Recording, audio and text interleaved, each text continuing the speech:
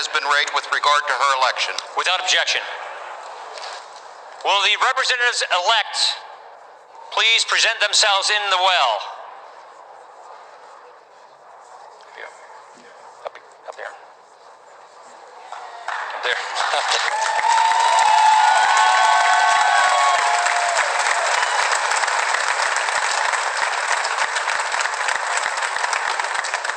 Members will rise, and the representatives-elect will please raise their right hands. Do you solemnly swear that you will support and defend the Constitution of the United States against all enemies, foreign and domestic, that you will bear true faith and allegiance to the same, that you take this obligation freely without any mental reservation or purpose of evasion, and that you will well and faithfully discharge the duties of the office on which you are about to enter, so help you God. Congratulations, you are members of the 115th Congress.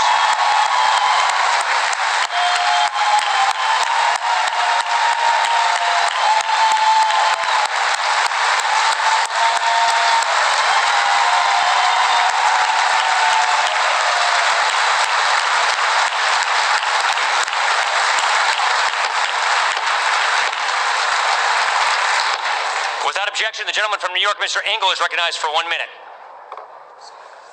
The House will be in order. Shh. Thank you, Mr. Speaker. As co-dean of the New York delegation, along with my colleague, Congresswoman Lowy, the New York delegation is pleased to welcome our newest colleague, Joe Morelli, representing New York's 25th district in upstate New York. Joe has been elected to the seat of our beloved and departed colleague, Louise Slaughter. Joe hails from Iridaqui. I know I butchered that. And like myself, served in the New York State Assembly. He was elected to that body in 1990 and became Majority Leader in 2013. He graduated from SUNY Geneseo with a bachelor's degree in political science and began his political career at age 28 as a Monroe County legislator. Congressman Morelli and his wife Mary Beth are well-known, well-loved, and we're so happy to have Joe Morelli as one of our colleagues. Congratulations, Joe. Does the gentleman yield to the gentleman from New York? Does the gentleman yield to the gentleman from New York? Yes, I yield to the gentleman from New York. The gentleman from New York is recognized. Thank you, Mr. Speaker, colleagues. And Mr. Speaker, thank you to your staff for the courtesies they have extended to me. I want to thank, first of all, my wife, Mary Beth, my entire family, and many dear friends who have traveled to be with us today, and those at home watching for their unwavering love and support. I'd also like to thank my longtime friend, Congressman Eliot Engel, for that kind introduction and the warm welcome of all my colleagues in the New York. The gentleman is right. The House is not in order. Members, please take your conversations up. The gallery will please be quiet. I want to thank my longtime friend, Congressman. Gentleman, hold on. Gentleman's recognized. No. Gentleman may proceed. Yes, thank you, sir.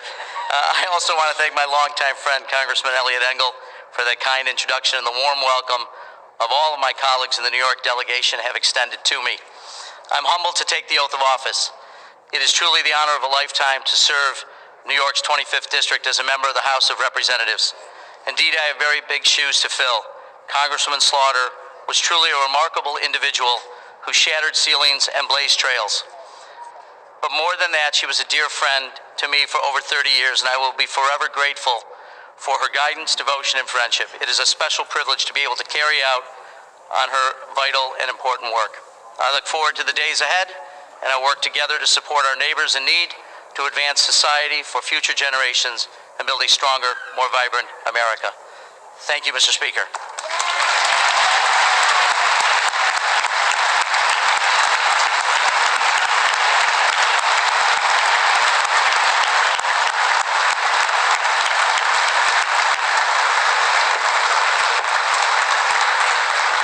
House will return to order. There are two more.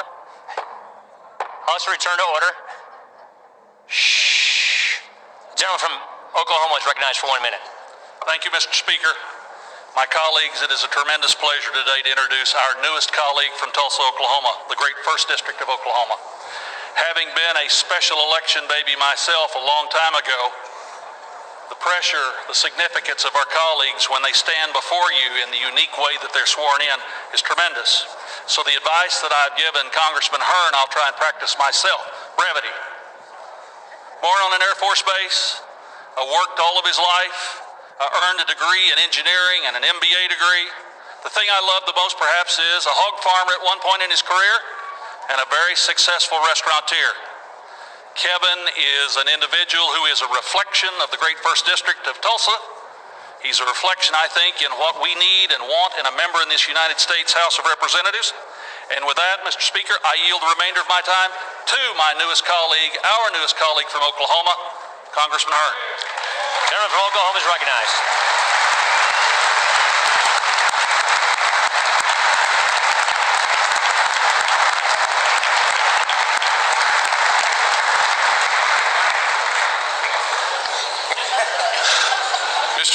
Mr. Speaker, Mr. Speaker, members of this esteemed body, it is my honor to represent the citizens of Oklahoma's 1st Congressional District.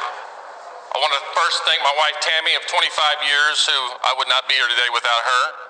My oldest son Kelby is here with his wife Dana, and my youngest son Caden is here. I also want to thank my colleagues from Oklahoma who have gone above and beyond and welcomed me to this body. Congressman Lucas, Congressman Cole, Congressman Russell, Congressman Mullen. I cannot thank you enough. The most recent advice they gave me was to keep this very brief. So brief I will be. I have lived the American dream, growing up without running water to now serving my great country and fellow Oklahomans in Congress. Now, we as a body need to work together to make sure that that dream can be achieved by so many generations to come. So let's get to work. Thank you.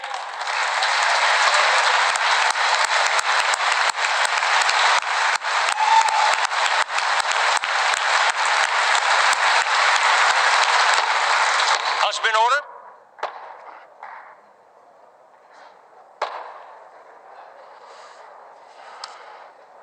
Gentleman from Pennsylvania is recognized for 1 minute. Thank you, and I would invite all of my Pennsylvania colleagues to come up and join me if you'd like.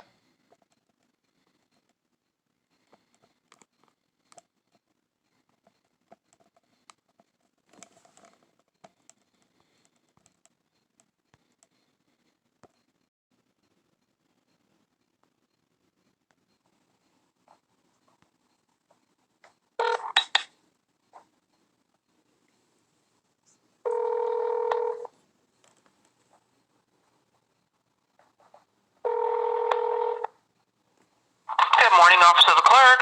Yes, hi. I just had a terrible phone call with one of the girls in your office, and she was very rude. She didn't listen to me, and she went... Oh, I'm so sorry. Yes, she just went on and on about how the state decides everything, and that the Congress and the House Clerk's office goes by what the state says regarding House vacancies, and that they don't go by what the Constitution says. I was a little frustrated with that. Was the information that she gave you, did you feel it was incorrect, or was it just her attitude? Kind of both. Well, she was younger, so I mean, I understand, but I would think that your girls that work, or anybody that works in your office, is really up to snuff on what is and what isn't. So, if I could kind of explain to you what I'm concerned with, maybe you could either direct me somewhere, or I could, Okay. I could feel better. Okay. We've been reading here, we're from Oklahoma, and we've been reading a lot of the congressional record. You know, it's really kind of cool, especially on C-SPAN. You can go back and look at different video records of who was sworn in and, you know, what the debates were. And we were looking at how the U.S. House vacancies are filled. Now, the Article 1, Section 2, Clause 4 says that whenever there's a vacancy in the House, that the executive authority, the governor, they have to set a special election. That under no circumstance ever in American history has a governor ever appointed someone to go in to fill a House vacancy. It has to be by special election. And if it's so close to the election date, or, it's just kind of really close, the other option is that the seat just remains vacant. Until the general, right? Right. But Oklahoma, their governor, twice now in 1994, we watched it on the video and everything, and we looked at the statute.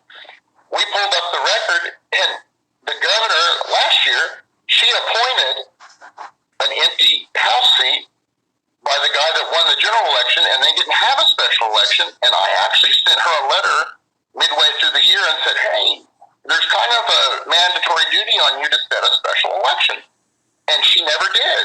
And they blame it on a state statute that says that the governor can appoint somebody to a House vacancy. And I know that that's completely, that's not right. And I think that from what I've read of the House record, the House clerk's record, you guys might be under the assumption that there was a special election, and there was not. The certificate that was sent for Representative Kevin Horn was actually a letter from the governor. There was no certificate. Now, there was for the 2-year term, which started January 3rd. But from November 13th through the 3rd of January, there was no special election held. He was sworn in with Representatives Morelli from New York, I believe, New York, and Representative Scanlon from Pennsylvania.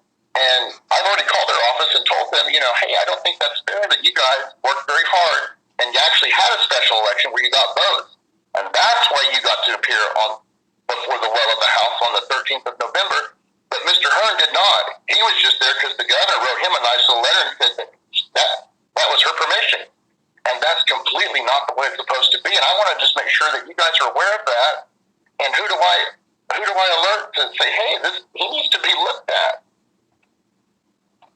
Okay. Now, are you saying that the process should be looked at? The process, yes, and also his credentials, because the Representative Lucas from Oklahoma, he's the one who introduced him, and he got up and he said, being a special election baby myself, a long time ago, I can relate to, what's going on here. Well, he gave everybody the feeling, just by that statement, that he was the product of a special election, Mr. Horn, and he wasn't. So there were several instances, including the clerk's, the House of the Clerk's record that we pulled up, that said that the clerk's office received a letter of election from Morelli, and then in the middle it said that they also received one from Oklahoma stating that Horn had won the special election. It even said the word special election. And then below that was the entry about Scanlon. And I was like, no, if he's going to be appointed, let it say appointed, but why would the clerk's office have two different reflections of one report that says appointment and the other report that says special election? So I think there might be some deception going on behalf of Oklahoma. I really do. Okay. And I wouldn't have called you if we've been looking at this for a couple of months, and we've come to the same decision that it's the clerk's office, I think, that has just been given some false information. And we don't even know by who, nor do we care, but we just want to make sure that what the Constitution says is what should be adhered to, and, we've got to do things better. Mm-hmm. Let's see.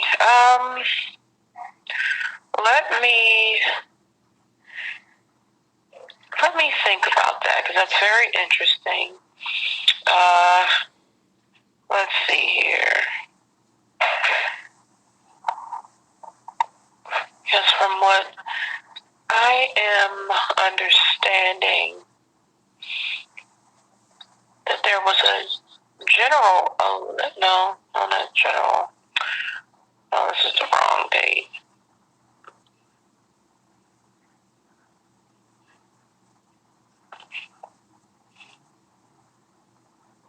That was the wrong date.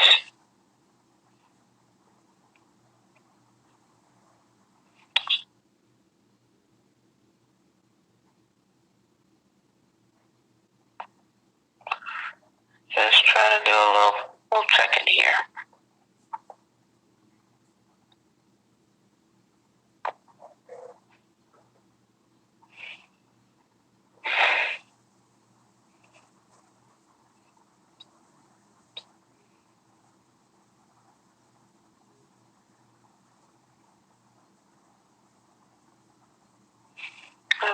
trying to remember, because I was here during that time.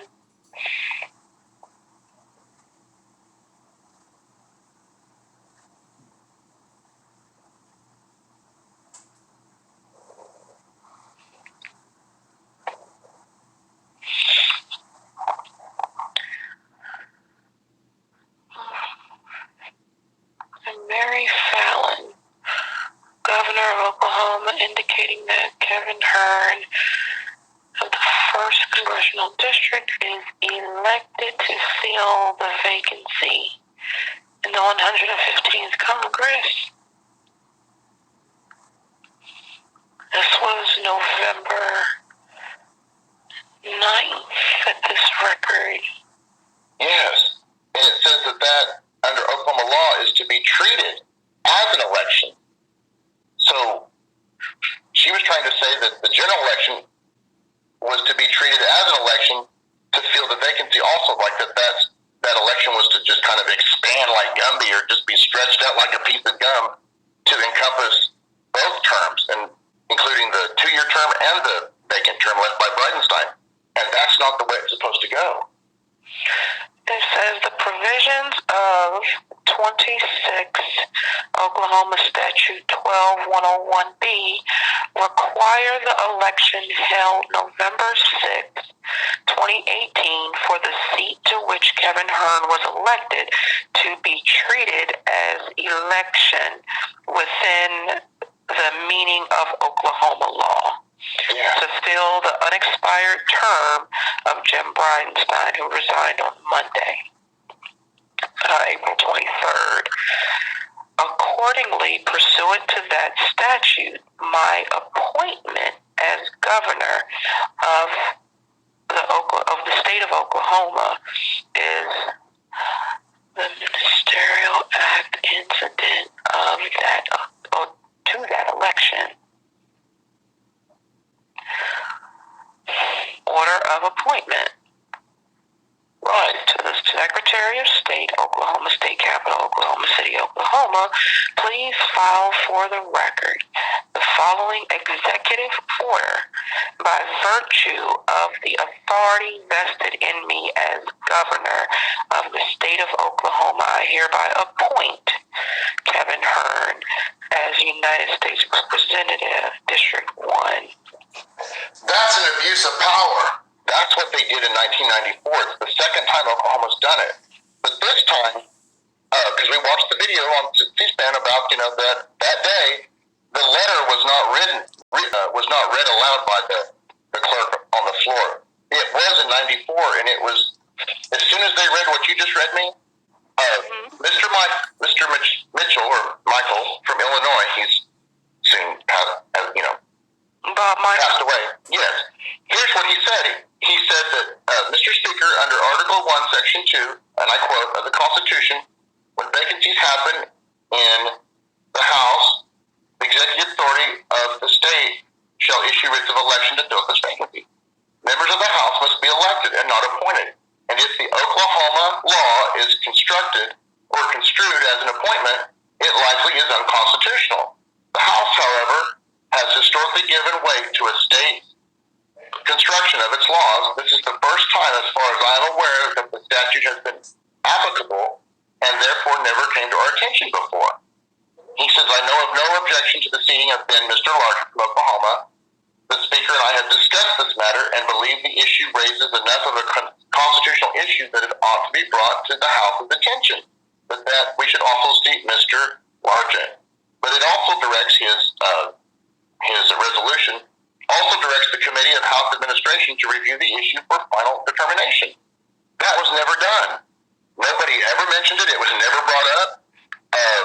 And it never became an issue until, again, last year, 2018, I sent a letter to the governor because we were all kind of waiting for this special election to come about since Bridenstine went to NASA. And I told her about Article 1, Section 2, Clause 4. She was a former member of Congress. That's when we're starting to get a little kind of, this could be really kind of dangerous. She was a former member of Congress, the former governor named Fallon. She knew how this is supposed to go. Bridenstine didn't say one word. He didn't say, tell the governor, hey, you better have a special election. He just went straight to NASA, left the seat open for about 9 months. And then in November, she appointed Kevin Horn, but she also refused to have the federal election. And so it's starting to get more and more serious. What happens the third time that this happens? You know, somebody has got to step in and say, hey, this is not correct. This is not historical, not legal, because when you say legal, it has to involve attorneys and the Supreme Court and all that. But if we were to go about this and saying, hey, this is not historically accurate, our office at the House of Representatives, the clerk's office, we don't handle the word appointment and governor's executive order. Those are not kosher with us. You know, since we were created, we only handle special election babies per se. And so, you know, you guys take a lot of pride in your job, and you do a lot of good work for our democracy in this republic. And I would be remiss if I didn't bring it to your attention. Right. No, I definitely understand, and I definitely appreciate you giving us a call in regards to this. The unfortunate part is that from what I am reading, there are laws or whatever their statutes are that kind of cover another statute that protects another statute, and it looks like there's nothing that we can do in this aspect unless seeing as how that you have the record from you said 94, and it was supposed to be something that was reviewed by the Committee on House Administration. Is that something that you would be interested in running by the committee today? Yes, absolutely. Okay. I will be more than happy to transfer you over to the Committee on House Administration if you like. Are they going to listen to me? I mean, I'm not anybody important. I mean, I don't want it to sound like, he was just pissed, because he didn't get a special election. I want them to understand that this isn't a political issue. I'm not trying to throw dirt on anybody. This is kind of a historical, constitutional dilemma that they really should look at. I hope that someone is like you that says, okay, let me look at this. Let me pull up the computer. And they do a couple clicks and they kind of, verify what I'm telling them and not just, okay, call, here's the hotline, leave a message. Right. No, I think that when you, if you present it to them as far as a constitutional dilemma that you would like to bring to their attention, when you present it to them that way, they may feel more compelled to listen. Now, I can't guarantee you anything. However, it is a state-level issue that would have to be rectified, but by who, not certain, when it's the governor that is the issue in question. Right, exactly. But I will be more than happy to get you over to the Committee on House Administration so that they can hear about this. But from what I am seeing in the congressional record is that there are statutes that protect this statute, and it will appear as if they did what was allowed within the Oklahoma statute. Okay. So that's kind of what this looks like, because when you talk laws and statutes in government, there's always going to be a statute to protect the next statute. And a law that protects the other law. And there's, I'm not saying that it's right, but that's just the way that these things are written. But man, they're not supposed to go over the, they talk about it. People talk a lot about government overreach, and it's always about Washington. It's always about the federal government. But what happens when it's not that? When it's the state government that is overreaching, and it overreaches what the federal limit has set in place by the Constitution? What happens when the state statute busts the glass ceiling and goes above what the federal law says? I mean, who handles that then? Yes, it was completely by state statute. Well, I do have an idea of maybe someone that you probably could talk to bring it to their attention. So if you You may find a little luck in maybe reaching out to the legal counsel or the general counsel that works with Ms. Fallon's office in the state legislature. Now it's dead, but okay. And he seems to be a really good one. Man, he just let over half of the prison population out, so he might. I've not met him yet. I don't know anybody down there anymore. I kind of got out of that state political thing because it really broke my heart because I knew Fallon very well. Was with her all the time on the campaign. And when it got time for the special election, she just kept her mouth. She just refused. And I thought, that's dangerous. What happens when you try to give someone the truth about anything and they just don't respond to you and they do what they wish? You know? Right. Yeah, and see, the thing about it is, these things don't just come from the head official. There's always a legal person involved that says that, okay, ma'am or sir, you can do this. This is the statute that applies to this. You know, so it would probably be best to possibly try the legal or general counsel that works within the state legislature or in the governor's office. There's always a legal person there. I'll do that. I'll follow up with them this afternoon. But yes, I would like to. If someone will talk to me at the House Administration Committee, I will sure do it. Okay, I will transfer you over, sir. Thank you so much for calling. Thanks for knowing your stuff. You've reassured me. Oh, well, I appreciate your phone call. Yes, ma'am. I'll hold. All right, thank you. Hold for a moment.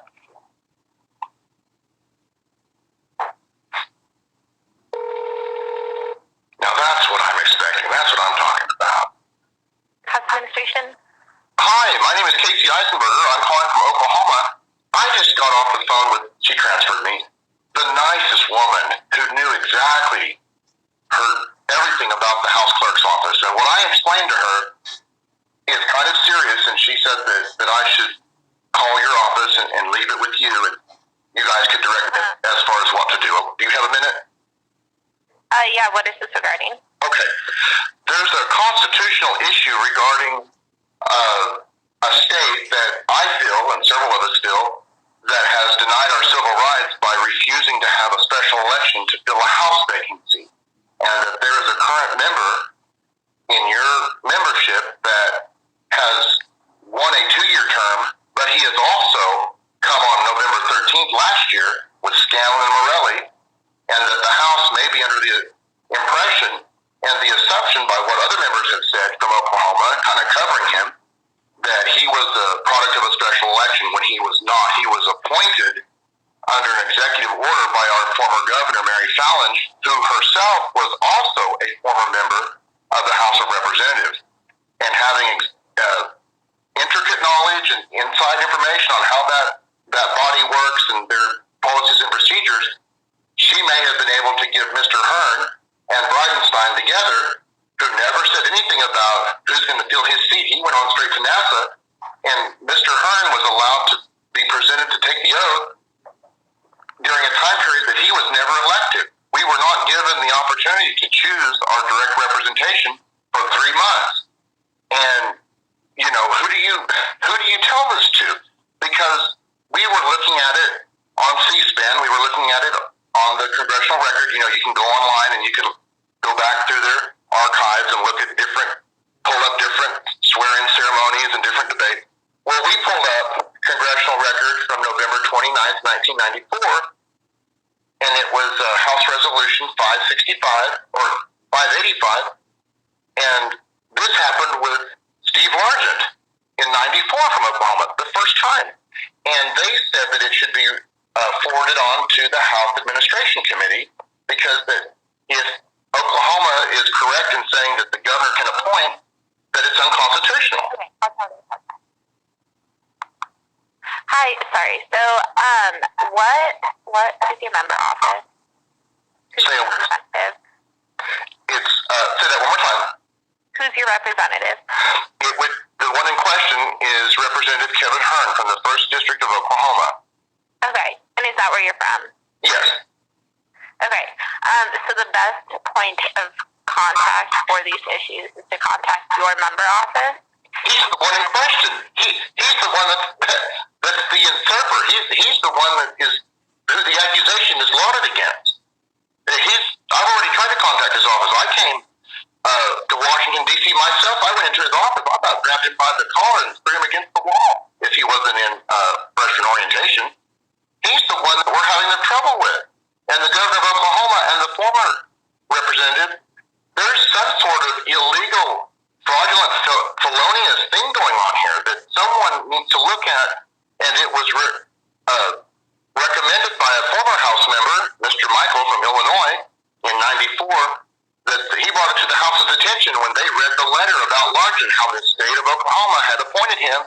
And immediately, you can pull it up on C-SPAN, the record. The whole House started talking, and they were like, bang, bang, bang, the House will come to order. What's going on here? And Mr. Michael said, hey, I'm from Illinois here. Well, I need to raise this flag here. The Article 1, Section 2, Clause 4 says that representatives for vacancies have to be elected. They cannot be appointed. And if we are to accept that Oklahoma's governor can appoint and construe it as such, then this needs to be, there's enough constitutional issues arise here that this is unconstitutional. And that we should go ahead and see Mr. Largent. I have to put you on hold real quick. 1 moment. Okay.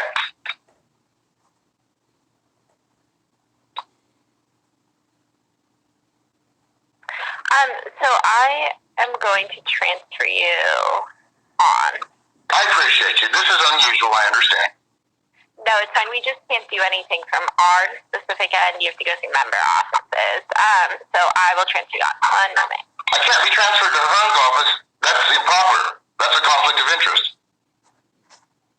And that silly little bitch transferred me to an office that she thought was Mr. Hearn. Thank God it was Mrs. Horn. What a piece of shit. All those young girls are. I swear, if she transfers me to Kevin Hearn's office. Congresswoman Kendra Horn's office may help you. Oh, Kendra Horn. Yes. Oh, thank God. That's even better. Do you have a minute? I've got kind of a very serious issue that I need to explain to you. Sure. Okay. I just got off the phone with the House Clerk's office, and I told her exactly what was going on here in the 1st District of Oklahoma concerning Representative Kevin Hearn and the governor named Mary Fallon, who used to be a House representative herself, who used an illegal authority and appointed him to fill Bridenstine's term that nobody wants to talk about because the Oklahoma state statute is more powerful than what the 17th Amendment says and what the Article 1 of the Constitution says about how House vacancies are to be filled. And at no time in United States history has a governor ever abused the federal authority given to them to issue a writ of election to appoint someone. But Governor Walters did in 1994 with Steve Largent, and Mary Fallon did last year with Kevin Hearn. So I called the clerk's office. The first lady was just obstinate. She just said it's all about states' rights and hung up on me. Oh, I was furious. So I called back, got a wonderful lady. Oh my gosh, she got on the computer, she looked, she read everything. She says, you may be right. But it's kind of tricky. Do you have time to explain this to the House Administration Committee? I'll transfer you. And I said, yeah, thank you. So she transferred me, and it's every time I get some little girl that is probably, 19 or 20, they never know what to do. And they just want to transfer you somewhere other than get up off their chair and go get someone that's older than them and say, hey, you need to listen to this. And the girl told me, I explained it in great detail. I even cited reference points from their own record. And she said, well, we can't really help you. Since this has to do with the member, who's your congressman? I told her. And she goes, well, we just need to transfer you over to Kevin Hearn's office. And I said, no, he's the one that's in question. He's the one that we've written a complaint for, to the Office of Ethics Committee. We're the ones that are calling the FBI. We're the ones that are calling the Department of Justice and the Inspector General to look into this man. And she's wanting to transfer me to his office. And before I could say no, she transferred me. She thought I said Horn when I said Hearn, and thank God it was Kendra Horn's office because she's the only one in the state that has any sense. Mm-hmm. And I don't don't know what to do. I really don't. Other than I'm going to file and run against him and hopefully spread this knowledge to everybody that I can talk to, because the people in Oklahoma are so busy working and involved in a 24-hour news cycle that does not stop. The ones that I told that Mary Fallon violated the federal law and appointed him, they think it's interesting, but no one's going to have a rally. No one's going to call their congressman. I mean, nobody knows what to do, sir. And I'm the only one that has been sticking with this. I'm the only one that's been sharing this information to everybody that I can think of. And this is the last thing I want to give attention to it. There's got to be somebody in Washington that cares about the federal law, that cares about the federal government, and that they're not constantly trying to break down the federal structure so that the state authority can be the supreme ruler of the whole land, which Oklahoma continuously proves that they are. They don't give a hoot in hell about what the federal Constitution says, or that we are to always have direct representation in Congress that is by our consent and our choice and our choosing, and not the appointment choice of a governor, which twice now Oklahoma has done, and they set a record. What happens the third and fourth time? What happens when the other states decide they're going to abandon the Constitution and they're going to appoint whomever they want for Senate and House vacancy? Somebody has got to bring this to the attention of Speaker Pelosi, because she'll dig her teeth into it. I've seen her. I'm supposed to be a Republican, but who cares about that? Parties are not doing anything for us. From what I can see, Speaker Pelosi is our last best chance for peace and security in our federal citizenship. And from what I've read and seen of Representative Horn, she's just a godsend. I hope that this can be related to her, or someone that can bring some attention to this, and not transfer me back to Kevin Hearn, who's not ever going to bring attention to this, because he's the one that started it all. Mm-hmm. Well, I'm here to take messages on behalf of the Congresswoman, so I can definitely take a message on and try to convey that to her. Well, that's the message. Okay. And then would you mind giving me your name, please? Sure, it's my initials, KC, and the last name is spelled Eisenberger.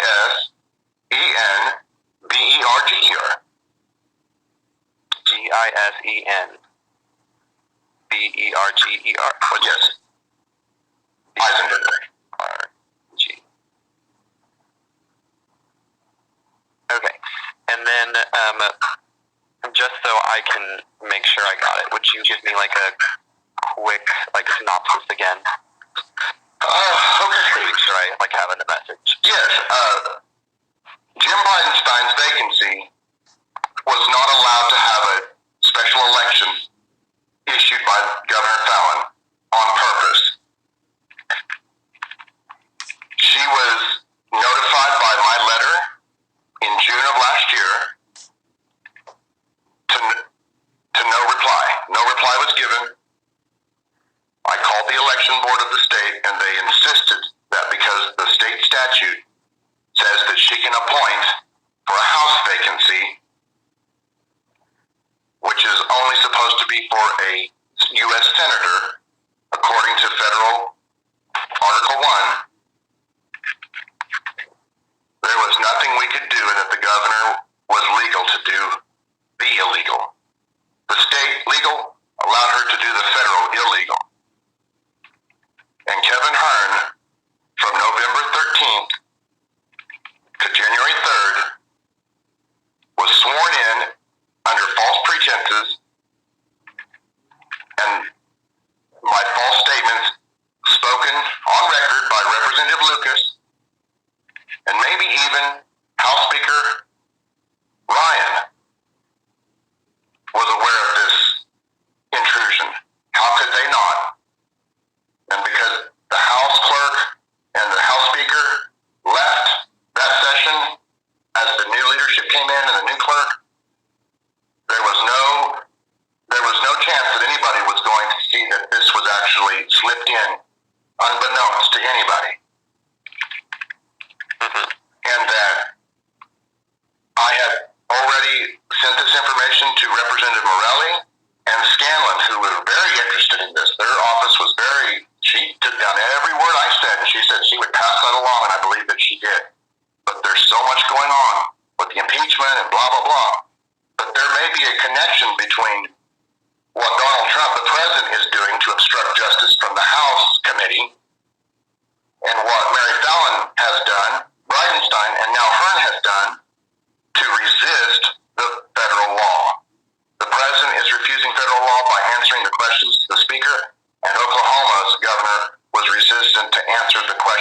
presenting to her. And Donald Trump had been to Oklahoma several times and had several meetings with these people. And there may be a possible connection between what's happening now and Oklahoma. And if a representative, and I'll go ahead and say it, a Democrat, I don't even like political parties, they're just awful. But for right now, she is a Democrat, Mrs. Horn. I believe that she would be able to get a message to the speaker and say, we need to maybe consider this as part of another reason, because and Sarah Huckabee is a friend of mine. She was the press secretary. I went to Washington. I was in communication with her.